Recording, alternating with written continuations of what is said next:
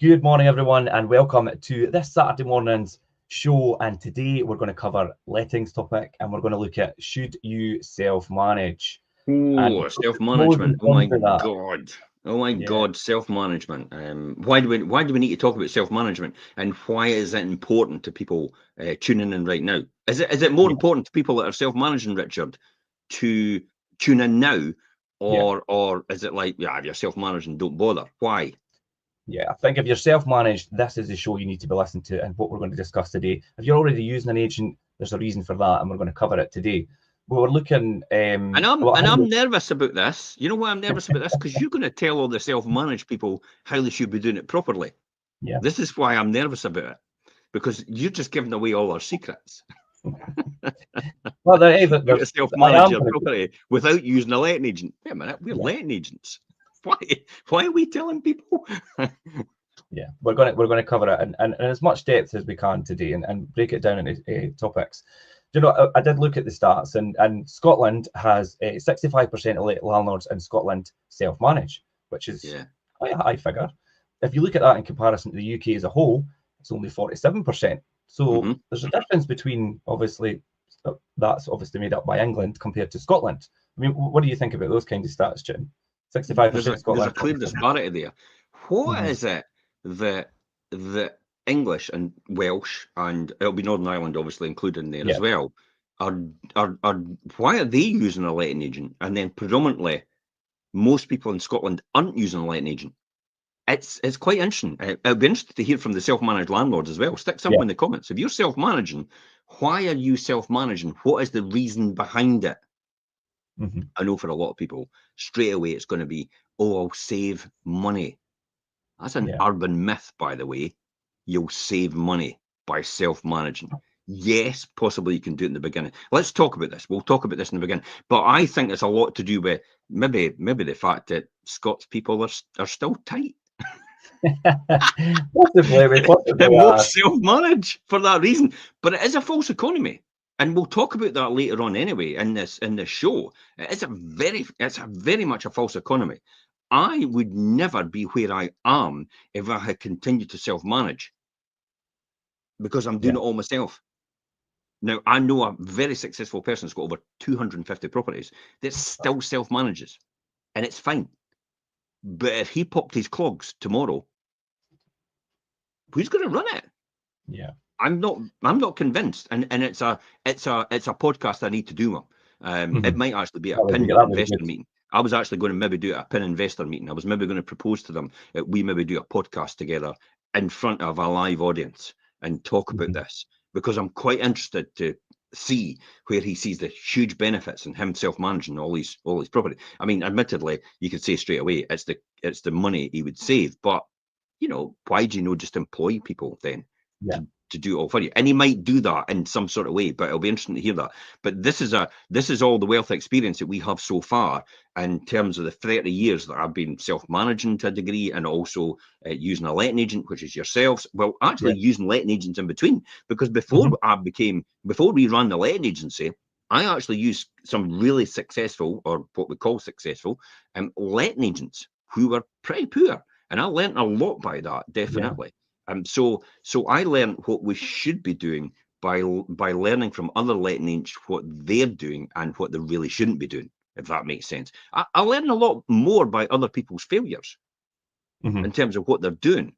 So learning by other people's failures is immediately less expense to you, because you're learning from where it went wrong for them, and also it's probably better than learning by somebody's success. And it sounds daft, but they'll make more failures than they will succeed. Most people will have about 2 or 3 successes, maybe, if anything, in their whole life in terms of what they do. Yet they'll have loads and loads of failure. And that's the failure you'd want to try and avoid. Therefore, you want to try and learn from these people.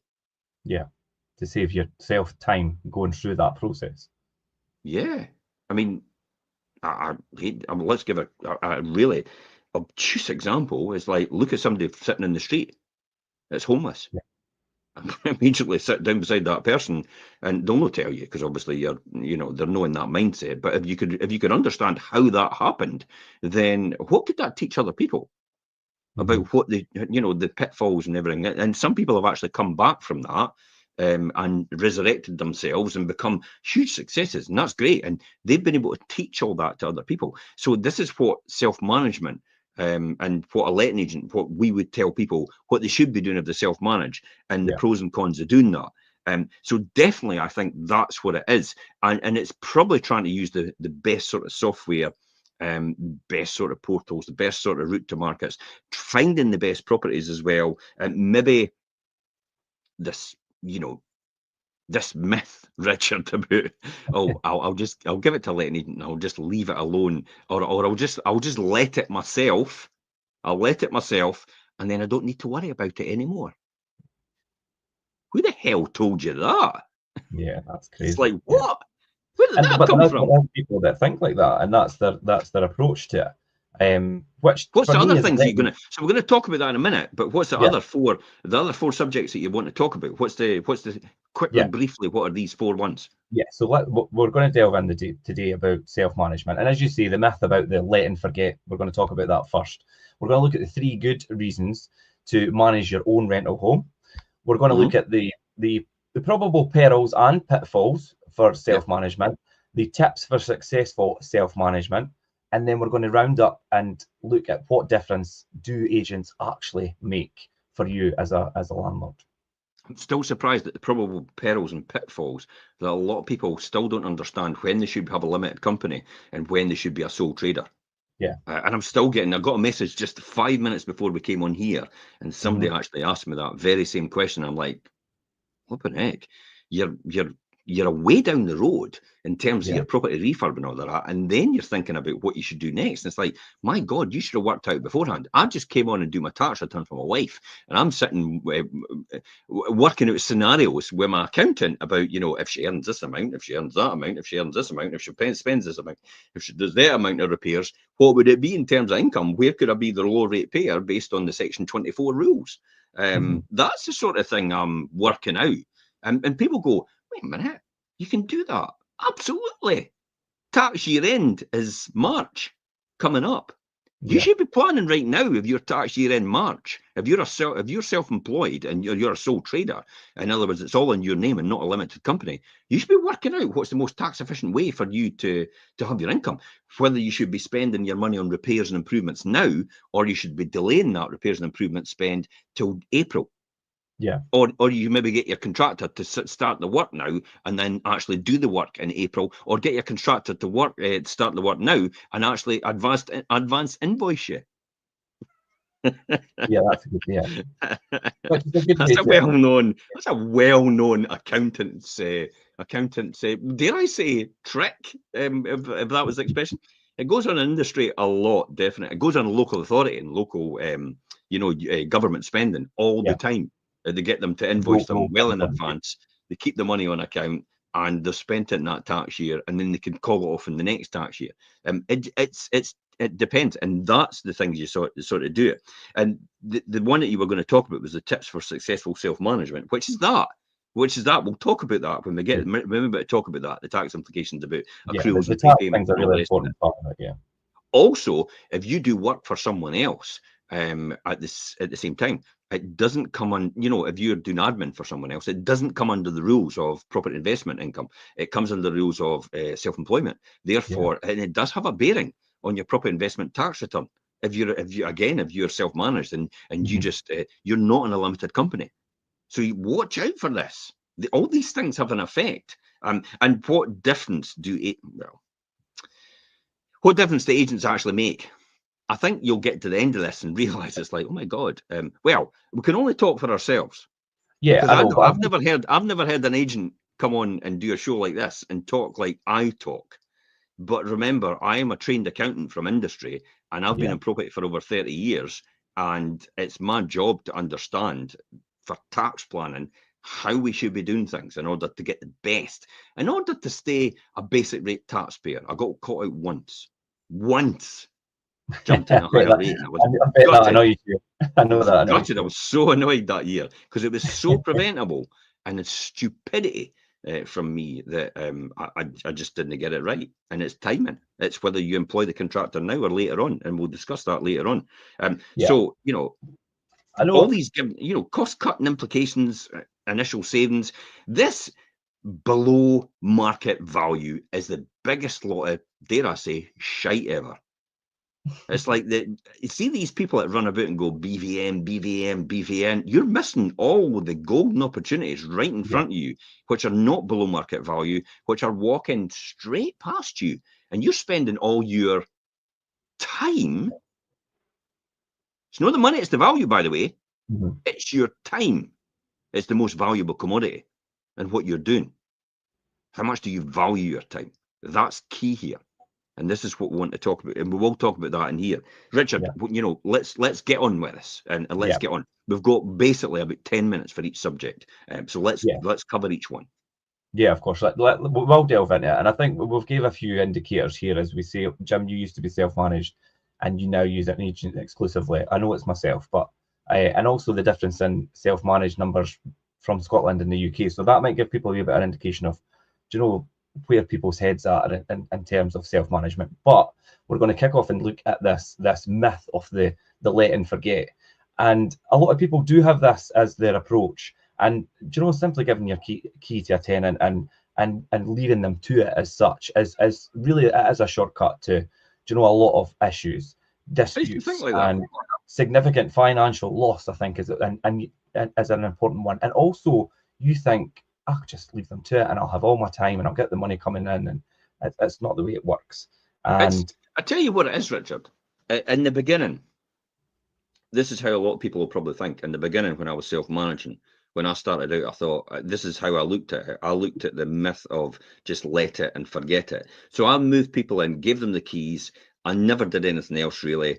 I maybe did there was no financial checks at that time. You could never understand because you never knew. There was no referencing agencies when I first started. It was like the Wild West. We really had to put systems in place over a period of time, and that just came with experience, and that came with, I suppose, making loads and loads of the mistakes in the beginning.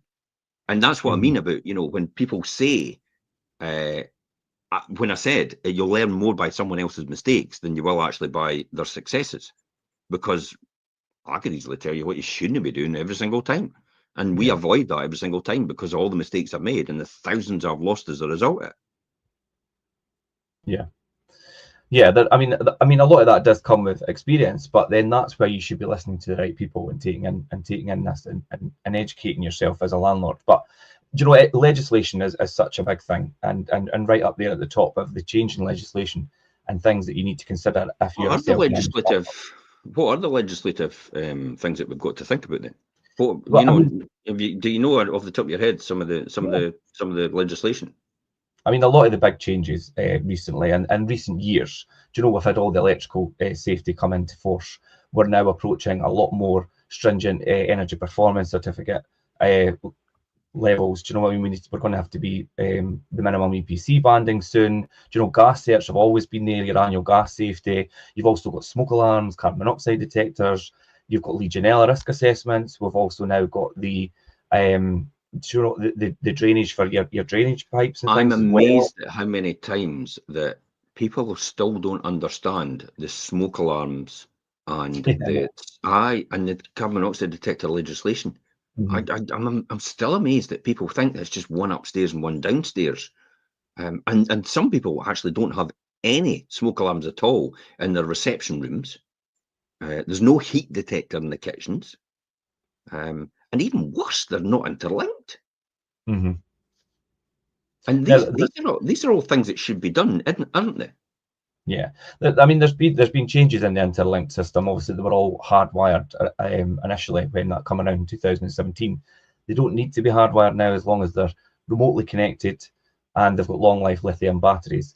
I met with an investor who was purchasing just not long ago, a couple of weeks back, and I was explaining that to him, and he was that. I mean, and it demonstrated that he was quite conscious of his tenant's safety. But he says, no, I still do them hardwired. I just feel safer.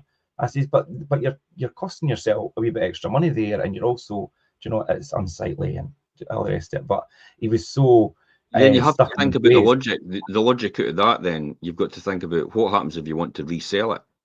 Yeah. And you've done all that hard wiring. Is that going to look absolutely brilliant? Immediately somebody's going to walk. Now, I could sit there and say, well, I'll never sell. But I'll be honest, I've sold a couple of times, haven't I, during the years? Yeah. You know, before the 2006 crash, yes, made a fortune on the rise of the market. And then just before lockdown, I sold a lot in there as well. But really, that was to reposition myself and take advantage of the impending capital gains tax allowances. So the capital gains tax allowances was getting done away with. So I decided to sell to my limited company and actually alleviate all the gains I had in some of my properties in order to do that. So that was another tax advantage going forward as well. Plus, I actually had a lot of equity built up in some of my properties, and I thought, actually, I'm going to take that cash, because I'm going to do something else with that cash, which will probably bring a bigger return. Well, it has brought a bigger return than what I would have done with it and leaving it there and possibly just mitigating it and moving it on to the next company. So other things in change of legislation, you mentioned things about, is there a requirement still to do a gas safe certificate and electrical safe certificate? What are these for people that don't know? Your gas safety check needs to be done annually, and it's a landlord safety check. It's not a boiler service. A lot of people get that mixed up. And your electrical certificate, your electrical installation condition report, that's done every 5 years. That's the EICR. EICR. Your smoke alarms, they need to be replaced every 10 years. And your lease, there's still people out there signing up. I think it has to be a PRT, isn't it? Private residential tenancy agreement. Private residential tenancy in Scotland. Prescribed by the government. Yes. The government's got their template. We just took over one the other day. I just bought one from another landlord. I just got bloody A4 sheet of paper. Did you see that? Yeah. An A4 sheet of paper? There was another one I took over as well recently, and I think it was 2 sheets, but it was definitely not a PRT. So we obviously drew up the proper paperwork and got it all put in place. And this is a landlord's been letting for a long time. They're now leaving the industry. But when you think about it, you know, still a huge difference in legislative. So you have to make sure things like EICR, gas safe certificate, smoke alarms, and you can get them tested with the EICR at the same time, can't you? And inspect. Yeah, they could, Legionella certificate, your drainage certificate. You were saying something about you've got your lead pipe tested as well now. There's a big part. What else? You've got when you think about it, you've got the main bulk. You've got the Housing Scotland Act. You've possibly got the rent legislation coming in, which is the rent controls or whatever it is, which will be coming in some shape or form later on to contest with as well. So I dare I say, your let and forget is maybe nowadays it isn't as good as you think. A lot of people, and I would say a lot of landlords, because there's a lot of just individual they've only got one property, some of the accidental landlords actually want to learn all that. It's like, and I think about the time consumed in learning all that is prohibitive in comparison to what they could be doing somewhere else. I mean, why would you want to learn all that legislation if you could, you know, just if you could give a letting agent 100 quid or whatever it is every month, 50 to 100 quid every month, and just let them deal with it and let them do everything, and you can just go and do what you want, because the amount of hours you've got to put in the beginning, but I'll get that back over a period of time. Right, but if you're doing it over 5 years and you work out the hours you're putting in to learn all that, and then all the hours you've got to learn and continuously learn, then you're not hiding to nothing. I mean, I believe as well you're going to have legislation that's going to insist that you've got to be qualified as a landlord as well. It's going to come. Yeah. Well, I was just going to say there is quite a lot, and outside my professional capacity as a letting agent, and I mean, obviously, I do have an interest personally in learning these things, because obviously I've been part of the industry for such a long time now. But your letting agent registration, I have to do X amount of hours to be qualified to actually operate as a letting agent. And I was just going to say, if you're going to be self-managed, in time that's going to come around as well. This then leads to things like inspections, which will, which I never used to do as a landlord. I just said, look, if there's a problem, give me a shout when you're ready. But I always, the thing that I always learned from that is, I would advise self-managed landlords to definitely do regular inspections, And the reason for that is because every time I used to turn up, when there was something wrong, if something went wrong, because I was on a default, like if something goes wrong, I'll turn up. And then I turn up, and then they give me a list of 50 other things that were wrong with the property. And I'm like, when did you find out about that damp in the corner? Because they weren't even phoning me about that. It's like, yeah, well, it started about 6 months ago. And I'm like, oh my God, did you not think about phoning me 6 months ago when you noticed that in the corner?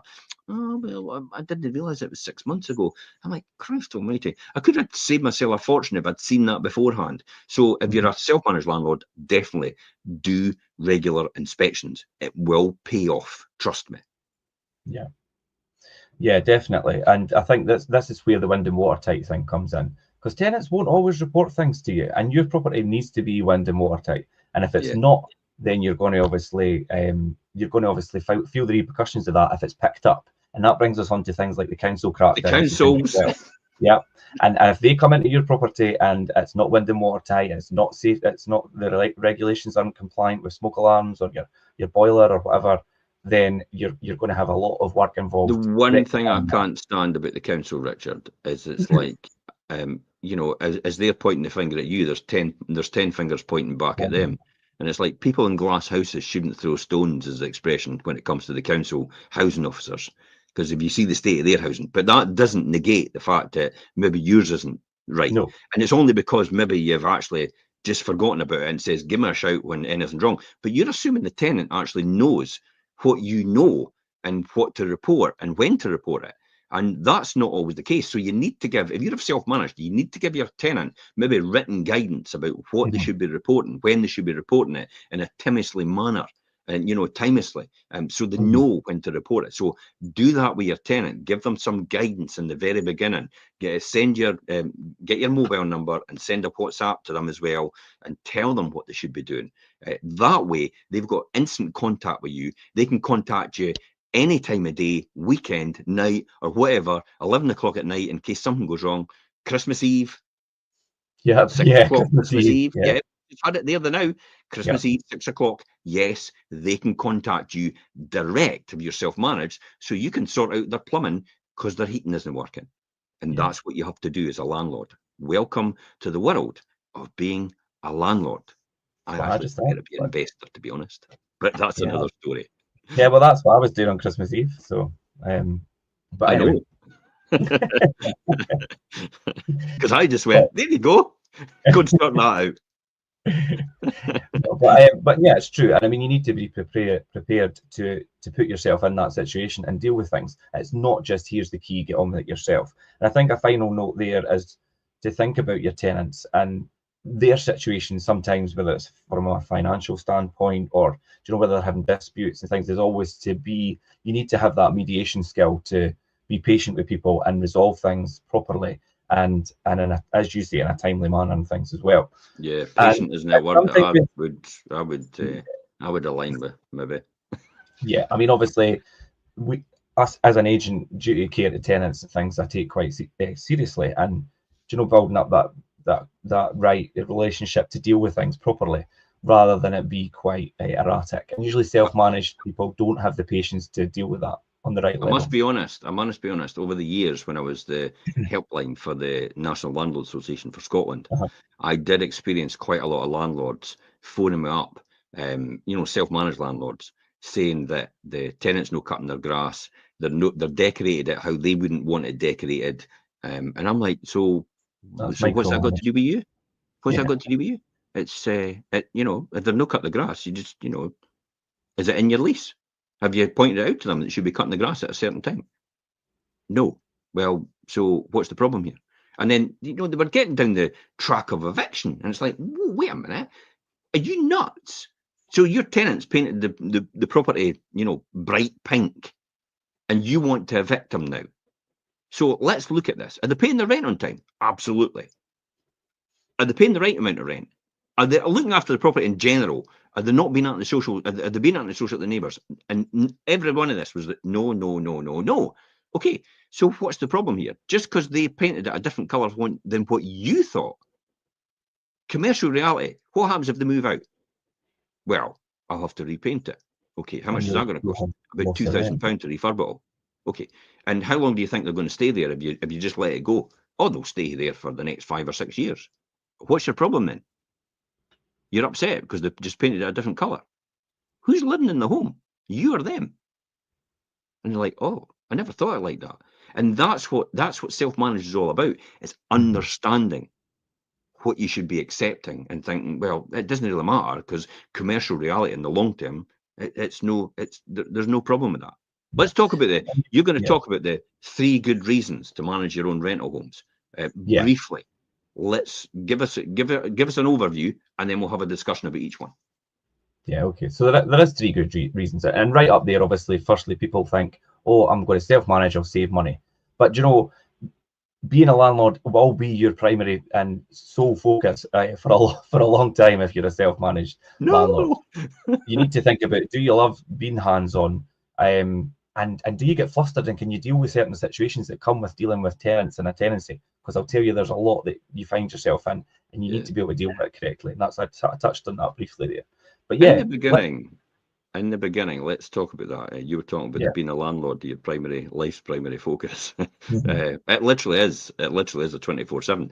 Even if you've got one property, it almost feels like it's a 24/7 still, because you have to be available 24/7, really, and in your mind. And this is what causes a lot of pressure and a lot of stress for people, even though no one has actually phoned them.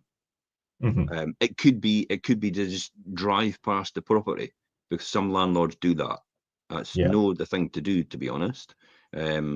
Or maybe a neighbour phones and says, oh, I'm just like, they made a wee bit of noise last night, because you know the neighbour, because you've maybe moved out the property, kept it, and actually gone and bought another property and moved there. So, you know, you begin to get all these different things from there. So unless you're always, if you like learning, this self-manage is definitely for you. If you love learning, a continuous learning program about the legislation, and you're committed to staying that way, and you're a student of this all, then you'll have a great time. You could even probably start a letting agency, because you know you'll be adversed in all these different things. But I don't know any landlord who actually wanted to.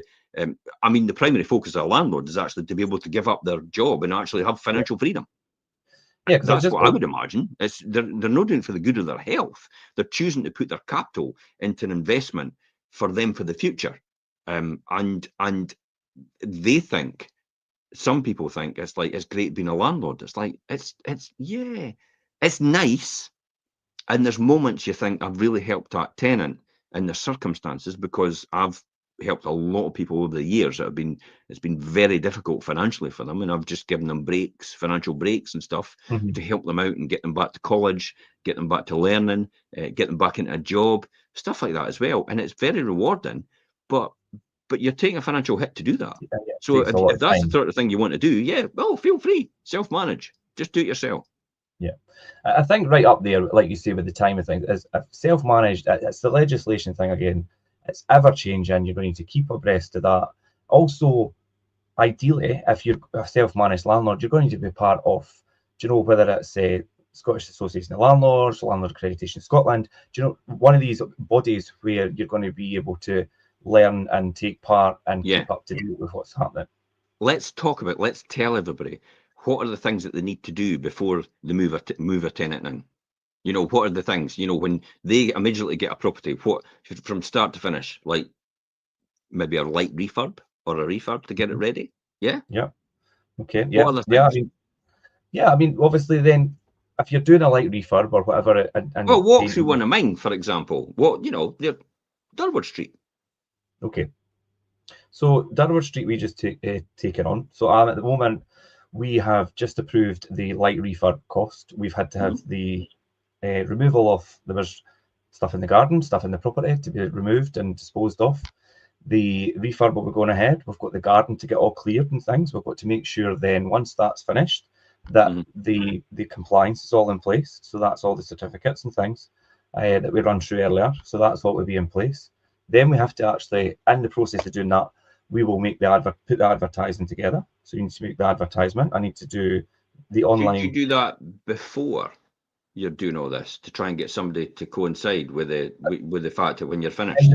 In the process of the refurb, when it's just about there we start to advertise, because you don't want to finish it, then advertise when you could already have somebody potentially lined up. If somebody turns around and says, I've got a month's notice to give them my existing property. Oh, damn.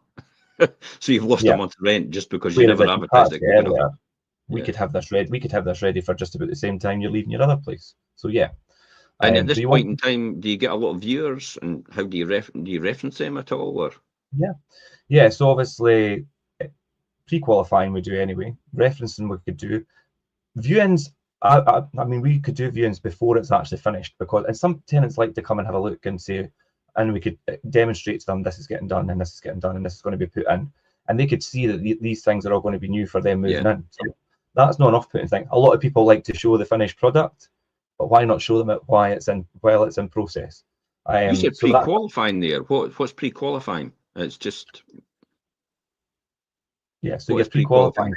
Yeah, so your pre-qualifying stage is something that we have implemented for people coming to potentially view the property, and that is your current status, whether you're renting at the moment, where you're coming from, who's going to be moving into the property, what your occupation is, or your current working status, what your earnings are.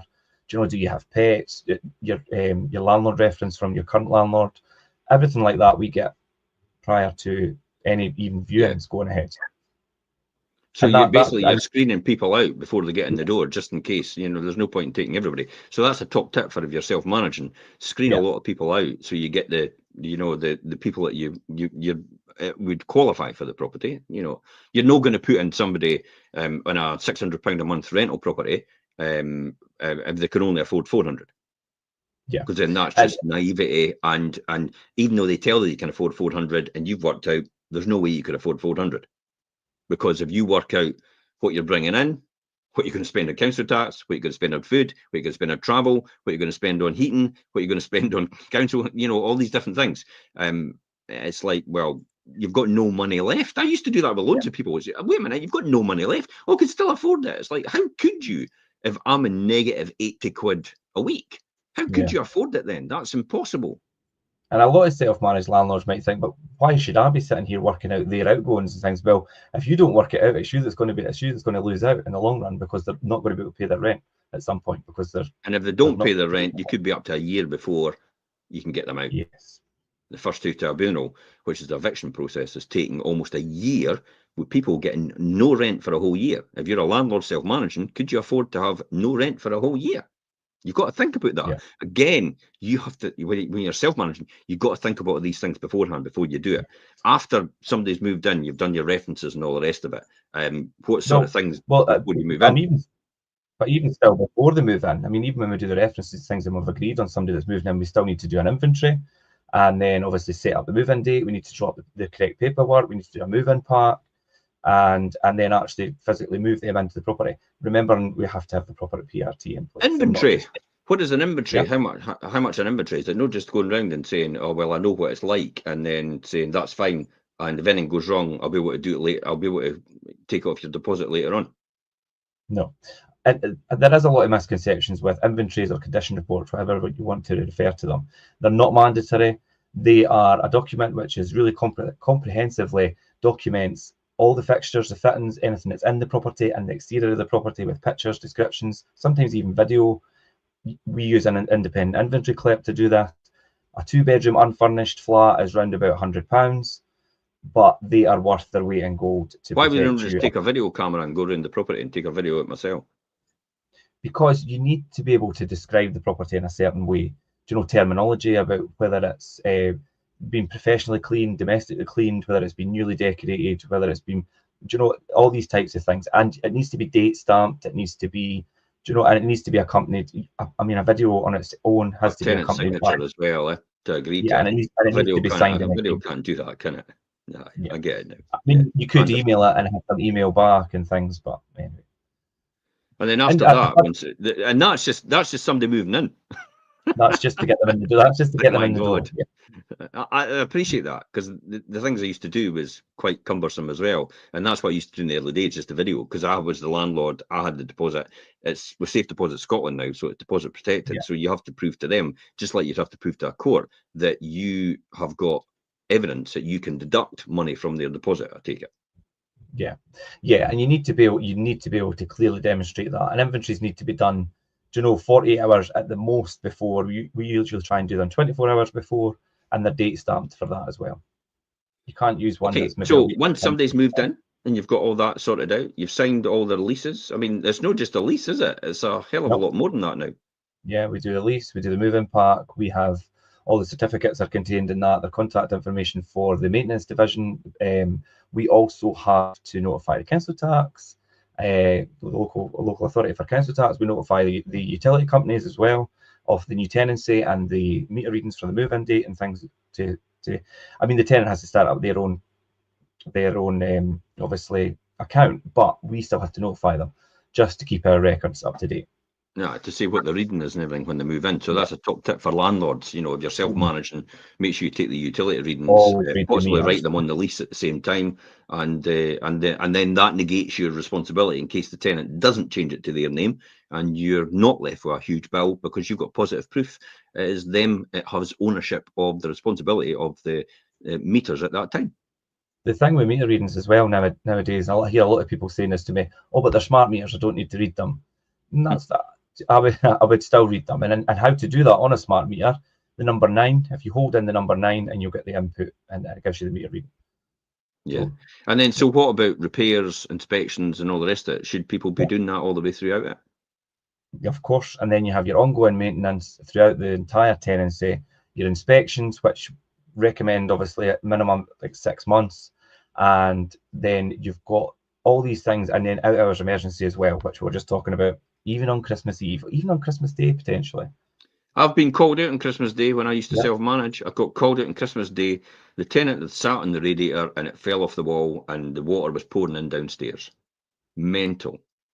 And he had the gall with all these pals sitting round, basically not that desirable. I don't have people like that anymore. But at that time, that's the sort of market I was in. I didn't know any better. That was a lot of years ago, maybe 25 years ago. And he had the gall to say, "And how's your Christmas so far?" And I'm like, "Oh, I'm standing here." I'm like, what do you think? I'm standing here at 10:30 on Christmas morning, sorting out your radiator. You sat on, it could have been avoided. They went, "Oh, have a great Christmas then."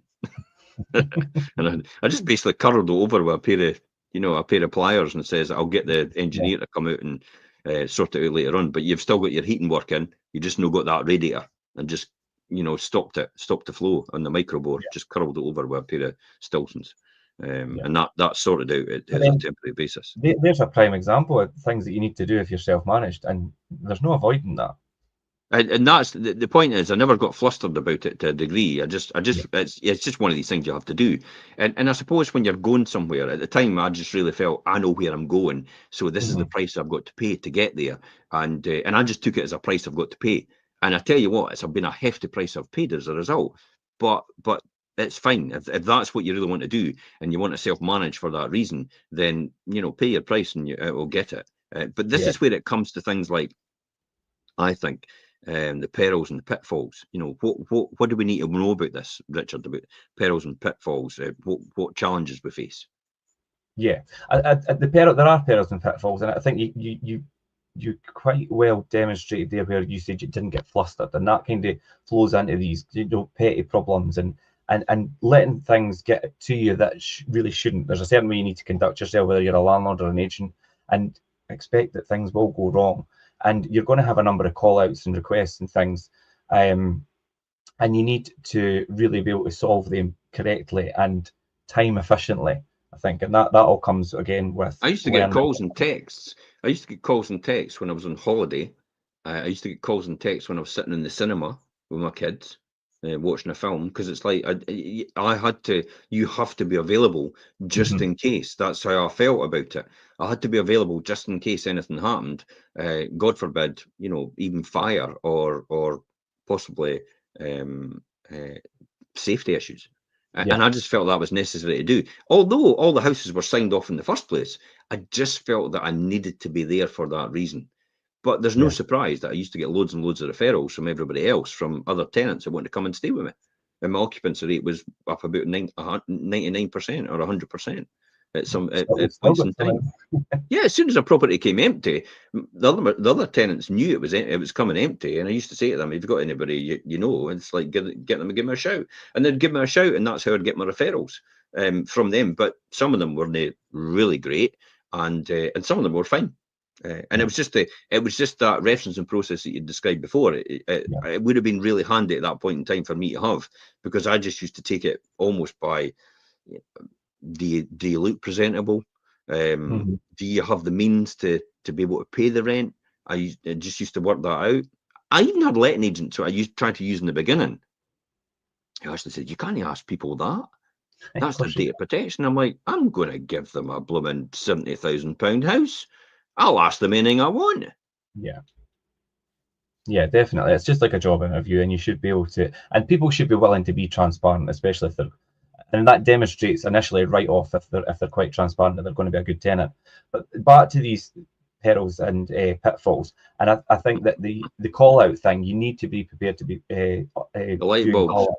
Yeah, and this is one thing that I teach, try and teach the girls in the office and things as well. And troubleshooting is one of the best ways to avoid a bigger problem, because you're always going to get people where it's, do you know, my light bulbs went out, or my pressure in my boiler's down, and all these things that can be fixed over the phone, or in your opinion maybe should be able to fix without phoning us, but people are going to phone you anyway, so you should be able to troubleshoot with them. This is where the assumption comes along that everybody's got the same education level as the landlord, as the person speaking to them. Sometimes it's the other way around, actually. But what I'm saying is there's a lot of expectations from landlords. It's like they should know that, because I know that. It's like, they've not got any formal education.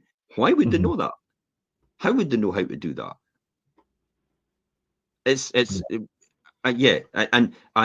And the replacing the light bulb. Yeah, I've had it.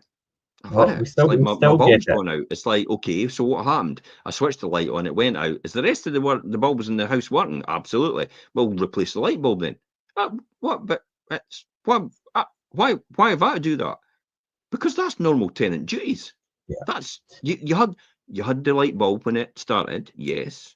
So therefore the light bulb is working. It's not working anymore. It's like the whole thing about my toilet is blocked. Okay, so how did it block? Well, my wee boy was playing with his toy and he chucked it down the toilet. Okay, that's not our problem. That's your problem. You've blocked the toilet, not us. Or the other one, my toilet's blocked, and you find out it's maybe a neighbour, because their 4 goes into one. Neighbours put something in their toilet, it's blocked the main sewer, and it's backed up into their house. And it's like, okay, well, we'll get that sorted out. But there's it's working through all these different things, and that's where it comes to things like you've got to have a good set of contractors, don't you? Oh, your contractors, and this is a big pitfall. I think when you're self-managed, you will go through a lot of contractors trying to find reliable and trustworthy contractors. We've got a lot of trustworthy and reliable contractors that we've spent a lot of years building that obviously network of. If you're going to go in self-managing, you're going to have to start from the beginning and find all these contractors. Now I'm going to say, here's top tip for anybody that wants to know about getting the right contractors. Go into Facebook, but for God's sake, don't say, does anybody know a painter and decorator I could get?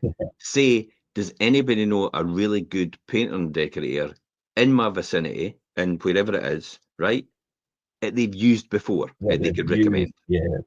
That they've used in the last 6 months or maybe a year, they could recommend. Do not just go in and say, can anybody recommend a painter and decorator? Because you'll get every man and their dog. You've got the yellows, which are the, oh, I love to help everybody. These sort of people, I love to help everybody, regardless. And these are the people that go straight to somewhere else. They look up painter and decorators and they just put it on your Facebook page and say, oh, they'll be able to help you. Have you used them? No. Well, how would you know? Why are you recommending them? Because I'm a big person and I've said it this morning about a property trainer's course. I've actually put it on the Scottish Property Network to say, if anybody's in the London area, go to Kevin's course. It's worth checking out, because I've been there, I've audited it, I'm quite happy with it. I'll endorse it myself for that reason. I will never endorse something I've never used myself. Yeah, definitely. I'm always surprised at how many people in conversation or speak to me and they want to use like, oh, you've got contractors, and I'm like, yeah, but I'm not giving you them. They're obviously available for our landlords and things and are part of our portfolio, but yeah, I'm not. didn't spend all this time with our reliable It's contractors. the hundreds of hours you spend on getting the right contractors and weeding through all the ones that aren't the best contractors to get rid of them and get the cream of the crop, more or less. And that's what you're getting doing that. Well, when we're using us, I would suppose. I can't speak for anybody else. I'd imagine every other letting agent does the same process, but that's up to them what they do. And this is all talking about things, the legal legwork as well. You know, when it gets to things like disputes, you nailed it there when you said you've got to be quite calm. You've got to be quiet and not get flustered, because you have to see it from both sides. Yeah, I think you really need to look at things from the other person's perspective, and it's having that skill to be able to be calm in that situation, mediate between, listen to both sides. But also, if you're in that position where things do go wrong and it's heading towards the legal side of things, without hard evidence to back up what you're saying, they're going to go in the tenant's favour. And this comes back to things like not having they always do. Yeah, not having everybody, even the local authority. See the amount of times local authority. I'm not saying it's a regular occurrence. I'm saying over the years, the amount of times local authorities, politicians, councillors, all the rest of it have come to me and complained about property, and I'm like, okay, but this is what it was like when they got it, and that was only 6 months ago. And they're like, what? You're joking. And that's where your inventory comes in. That's what it was like 6 months ago, and look at what they've done to it. Yeah. And then they go back to tenant and go, get everything you deserve. Yeah. See how that works? Because you've got positive proof there, and you will come across that when you get stuff dumped in your garden as well. It's like sometimes it's from the upstairs neighbour, and you're the one that gets blamed for it, and somebody's on your back about it, the council, saying, "Oh, that's ridiculous." It's like, oh, hold it, that's upstairs, that's your tenant. Oh, I never realised. Like, see, they jump the gun all the time. Definitely. And again, that's another thing you've got to contend with as a self-managed landlord. You've got to be prepared for things like that. And you've got to have a clear evidence like that as well. So make sure you understand how to do this. That's the great thing I would do. What about things like when you come for self-management, tips? Are you got any tips? I think tips. Yeah, tips. I mean, of course, and we've covered it quite a lot, is to stay educated. Know your legislation, laws and things. And like I said earlier, join a governing body, whether it's SAL, Scottish Association of Landlords here in Scotland, or no, you said governing body. You never said government body. Governing body, yeah. Because it came across as government. It's like, no, don't join a government body. No, governing body. Well, Scottish Association of Landlords is brilliant. You also get the option to actually be I think it's a secondary member of the NRLA, which is the National Residential Landlord Association, which is predominantly England. But it's actually, I'm still a member of them as well as a result of joining SAL. And you'll get loads and loads of information and advice about what you should be doing next. And you'll also get top tips on access to free legal advice when you need it. And it's like, wait a minute, it's only 120 quid a year. And it's tax deductible as well. So if you're a high rate payer, it's like 70 quid a year. It works out really in real terms because you're getting the deduction against your income. So why would you not use it? Because like the first time you lift up the phone for any advice from them, you've saved yourself a fortune. Yeah, definitely. I mean, it's worth its weight in gold when you look at it from that standpoint. And to lift the phone and be able to get that precise information on the situation that you're trying to deal with is, I mean, you can't put a price on it when you're a landlord. What sort of technological advantages can a self-managed landlord use to help them be more efficient? Yeah, I mean, really embrace the technology, especially for keeping track of things like safety certificates and that as well. We have, as agents, fully automated systems that flag up every day. Do you know these gas certs need renewal? This electrical safety is coming up for renewal. Do you know, and that keeps us on top of what we're doing. So I would say then, if you're a small landlord, if you're just a landlord self-managing, you maybe got one or two, then maybe just keep some sort of spreadsheet. And a spreadsheet with the dates that you need. So you know you need them, but also transfer these dates to your Google Diary or something like that on your phone. So you get an alert. So you know in advance you've got a wee task that you've got to do. Just transfer these dates in your Google phone. Makes it easy to pick them up and run with them, and make sure you're always compliant as a result of that. Because you will get at some point in time in the future a letter from landlord registration, won't you? to say, Yeah. go and give me a copy of all your gas and electrical safety certificates, because they'll do an audit on you. That's what So landlord registration does in Scotland now and again. there's intermittent audits on 10%. It used to be of all new applications. It's now new and existing. So you could get picked at any time, and it does happen. You might think, oh, 10% is not a lot, but it does happen. So be prepared to be asked and request that. So self-managing, you don't need to have a huge all singing, all dancing system, but also as accounts, you could even possibly have your, I mean, what I used to do is I used to take my bank statements.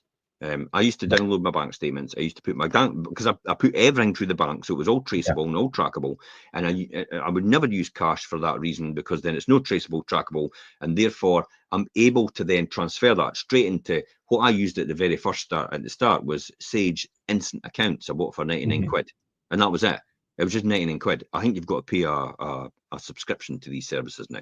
It's like Xero and other In Touch. QuickBooks and stuff.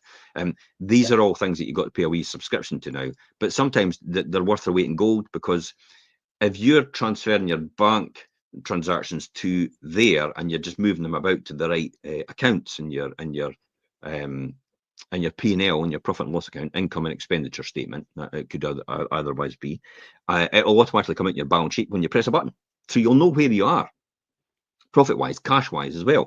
And if you keep an eye on that, it'll make it so easier for you, especially when you come at year-end, when you put your tax returns in, because then you're no sitting. I mean, there's a classic example of, that's what I've got here. Here we go, right here. Bank account. I quickly showed that.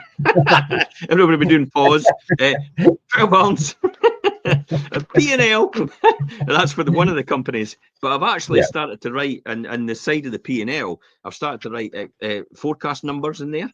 Yeah. So I've forecasted numbers about where I'm going to be at the end of the tax year, based on, because if you've got your same rents coming in every single month, and you know what it is, it's £5,000 a month in rents every single month. You know when you get to month 9, you're going to have another 3 months of £5,000. It's going to be £15,000.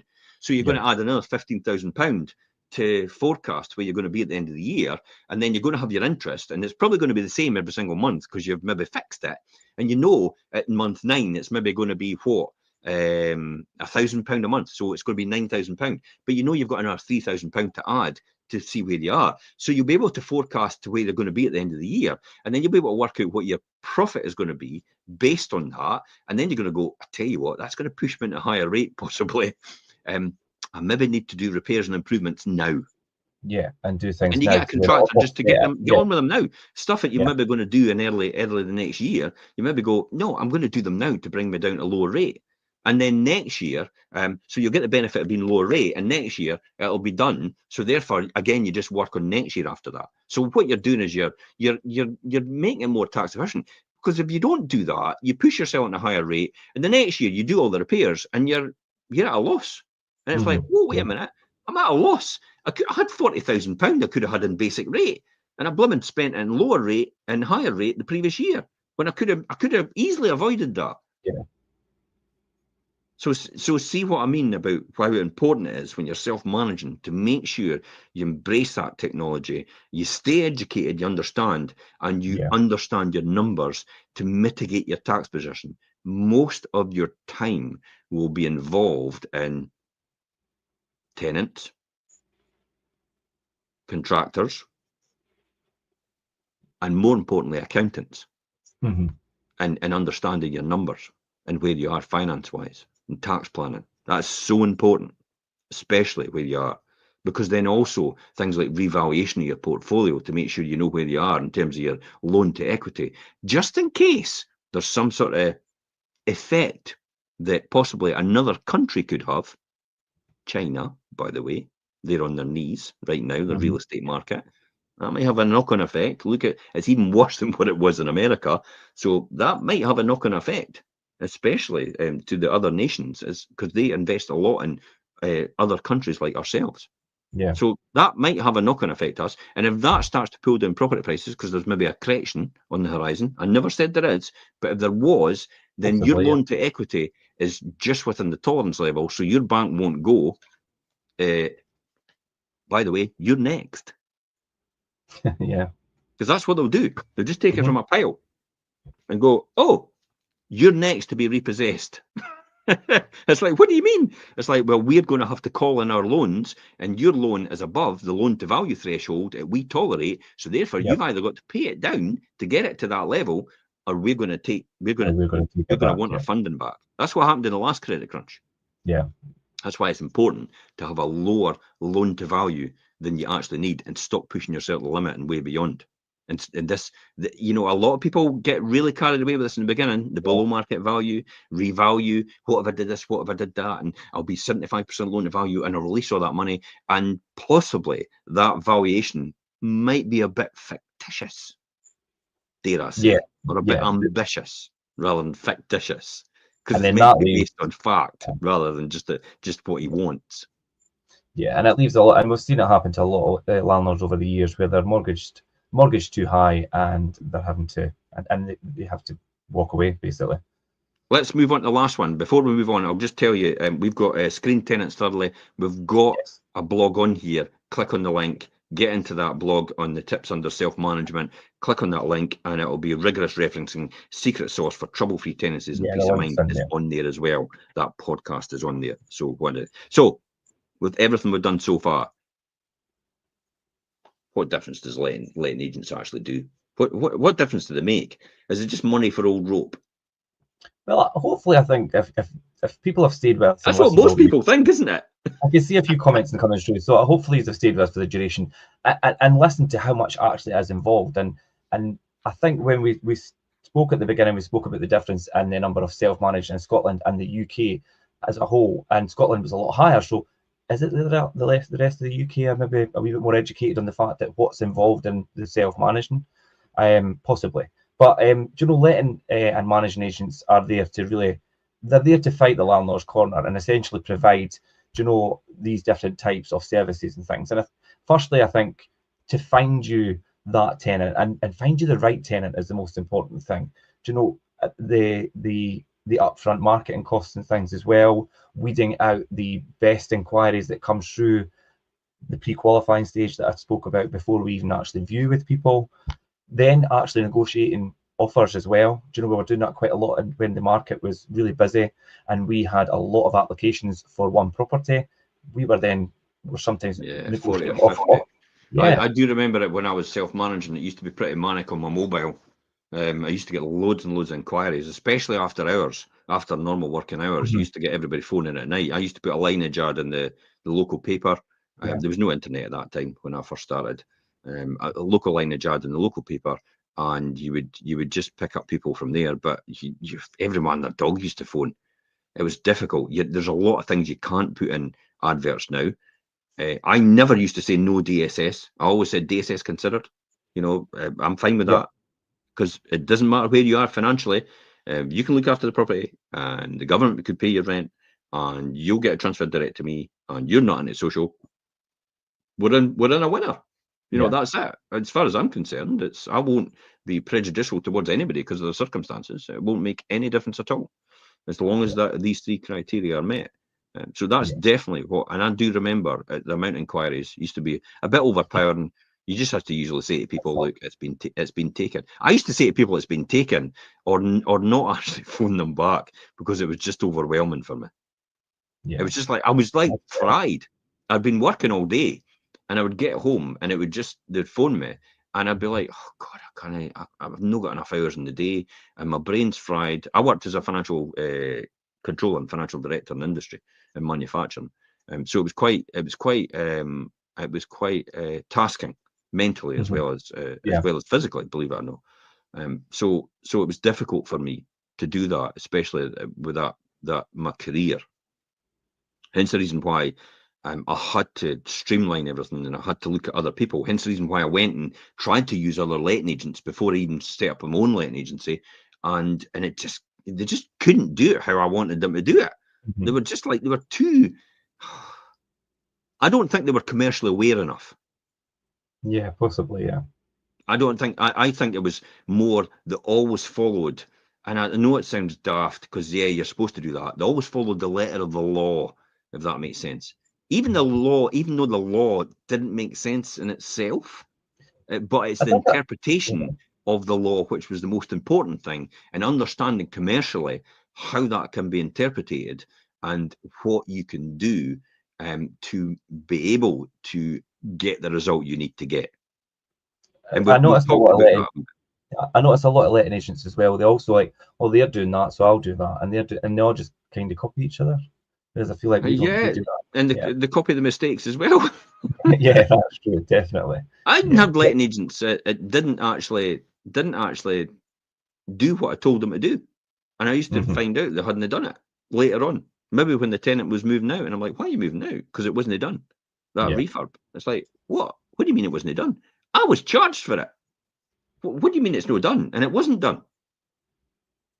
See how that, and then I yeah, would notice all the mistakes. I'm a systems person, so I begin to put all the dots together and join that together, and then realize it's like, wait a minute, how on earth could that happen? You've charged me for something that's not been done.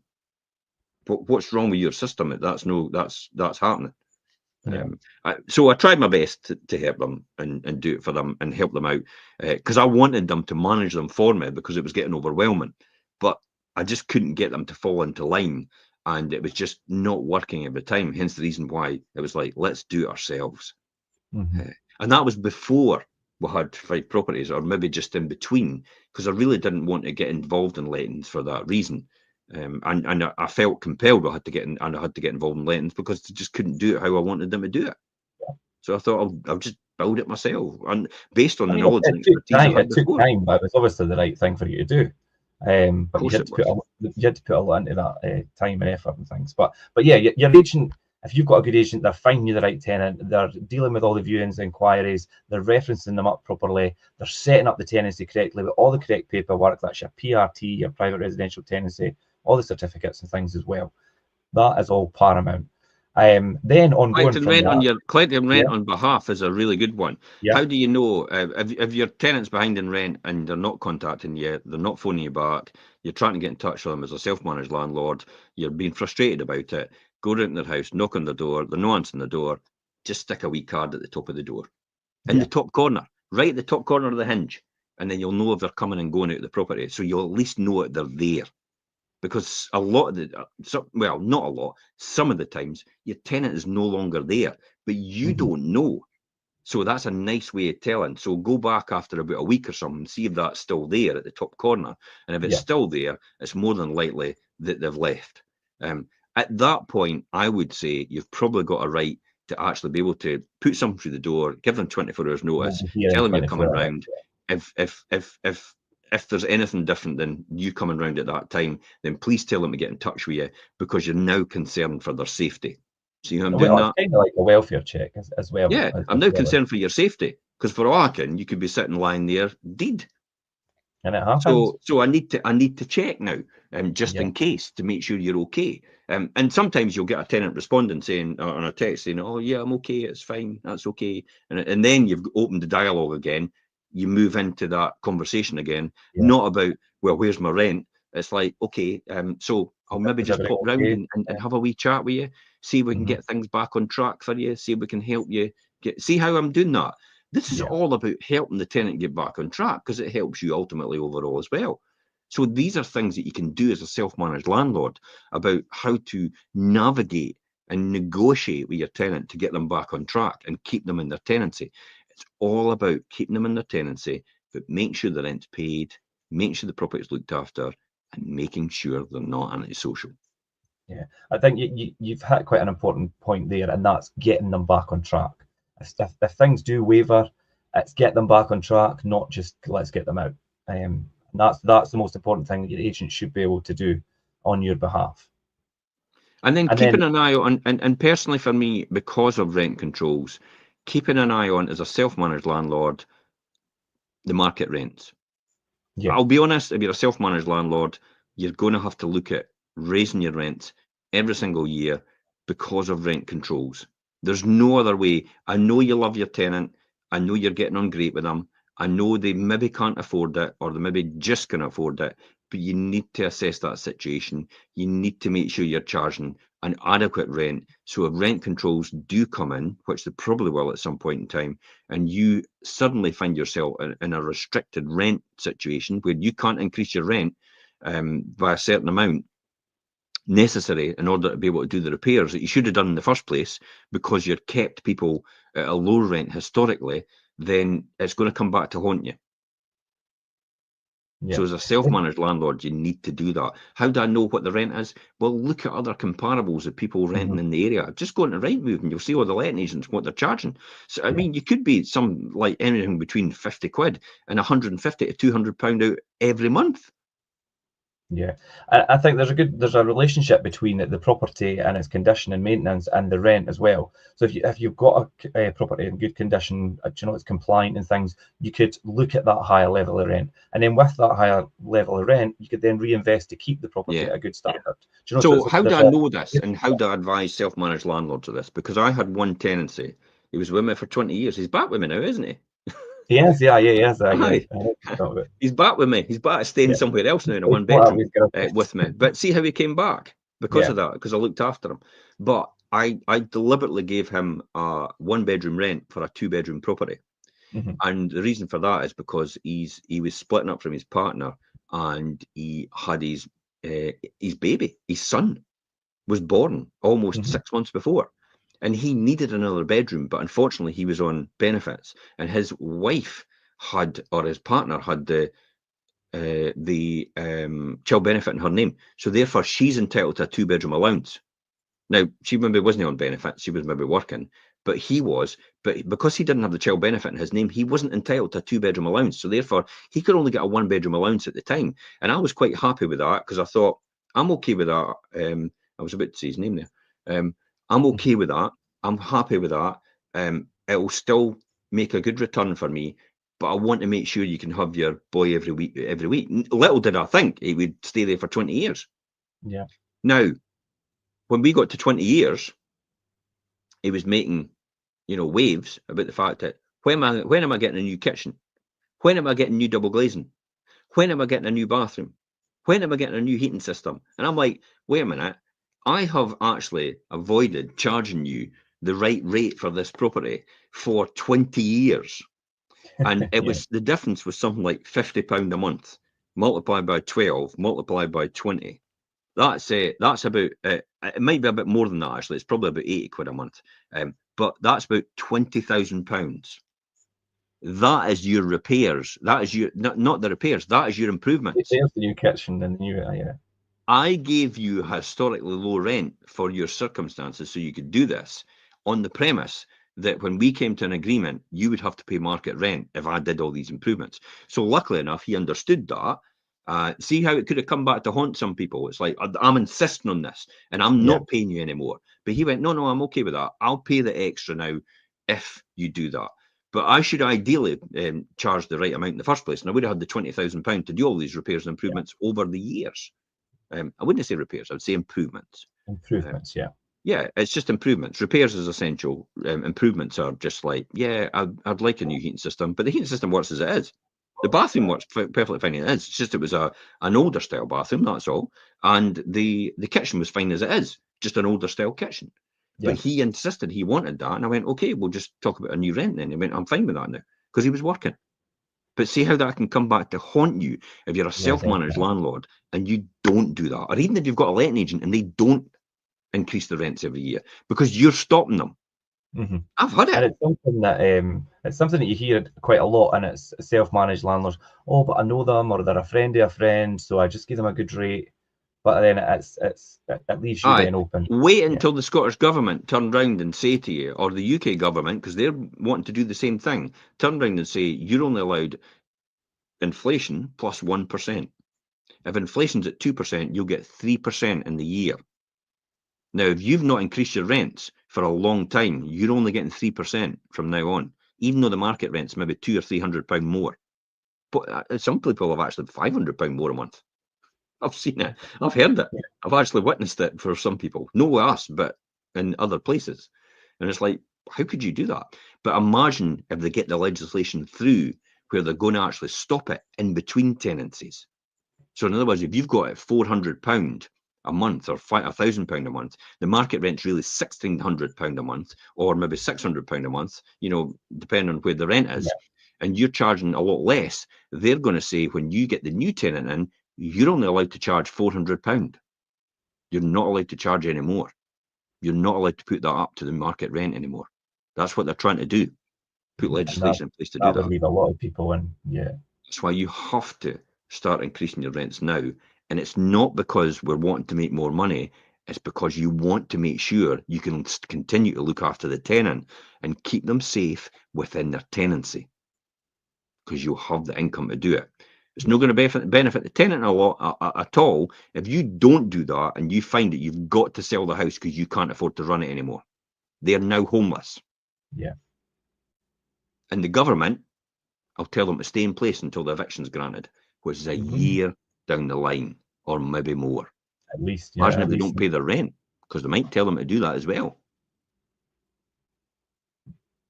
Yep, and that's a situation you didn't want to find yourself in. So self-managed or being an investor, I've done both. I prefer being an investor now. I don't like managing property anymore, predominantly because of all the time it takes up of me, because I can make more money with my time elsewhere, or my time's more valuable. I will never get to my deathbed and think I wished I'd spent more time self-managing my properties. Yeah, I think I'll get to my deathbed and think I wish I'd concentrated on planning what I was going to be able to pass to my next generation of kids.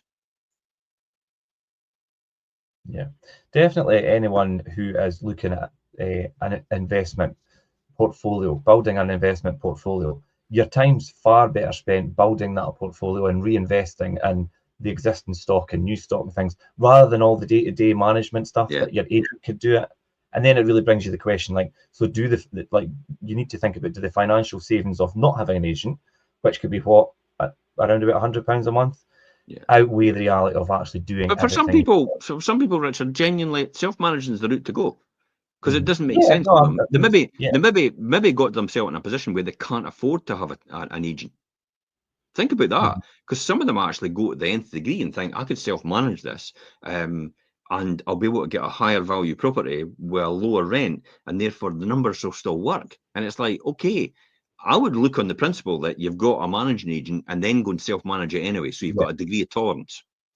And then if it doesn't work out, because that's a great return. And then if it doesn't work out, then at least you know you can get an agent to self-manage it, or at least you know, if you've got an agent and you've forecast to do that, and you have an agent, if it all goes wrong and interest rates go up historically high and you get caught out with it, at least you can take your property back and self-manage it yourself anyway. Yeah. If you don't work it out without the agent fees initially being in there, and you're not leaving yourself that tolerance, then the one other factor changes and you're out the game.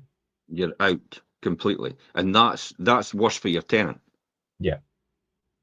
It's the argument about, you know, I'll just take this a wee bit further just to finish off on this. Yeah. Just the fact that's worse for your tenant, and that's like, oh, that's great, somebody will say, but a tenant's homeless, and they can't buy because of their circumstances. So where are they going to go then? Because the government's not building any houses. No social but that'll be another one in the first-time buyer market, or what? Yeah, it will, absolutely. But that person's displaced now. They've got nowhere else to go. If you run out, you run out. If they're not building enough houses, then where are they going to go? That's my point. Yeah. No, that's good. So hopefully what we've covered today has answered quite a lot of the questions that maybe self-managed landlords that are watching have. If there's anything else, of course. There's lots of comments. We've had lots of comments here anyway. I can see that right on the side. So please bear with us. I will come back to you. We will answer you. We'll just answer it in the comments. We couldn't really go into the detail in the show, but we'll have covered some of these questions. We know that anyway with the comments that have actually been put here. So hopefully that's given you an insight into it, but we will come back and comment on them after this show. Yeah. There's so much to go through today, and hopefully it's all been quite helpful. But you can touch base if it's a rerun show. Jump in the comments. We always pick them up. Or indeed, you could come to me direct. My details are also attached to the blog that's on the post. And until next time, we'll leave it there, and we'll see you again for the Saturday morning show. And I will see you then. Bye, Jim. I'll have nightmares about self-managing now. Bye-bye, folks.